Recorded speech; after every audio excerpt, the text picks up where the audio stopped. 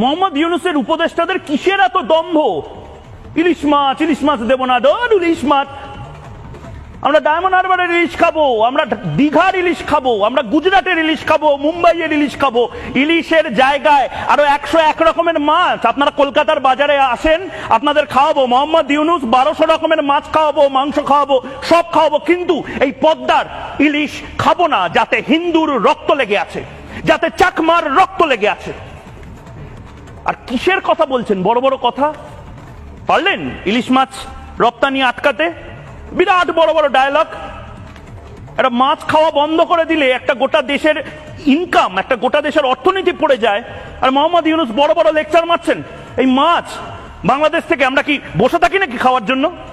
আমাদের নিজের দেশে যে পরিমাণ ইলিশ এখন আসছে, আমরা তাতে খুশি।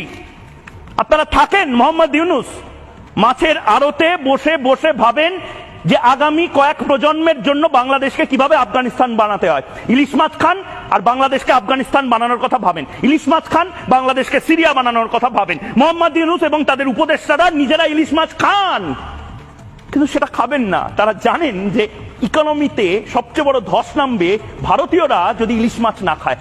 পদ্মার ইলিশ পাঠাতে হবে, এরপরে হাত পা ধরে হয়তো বলবে না ভাই একটু ইলিশ মাছ কেন তোমরা, নয়তো আমাদের তো অর্থনীতি তলানিতে যাচ্ছে।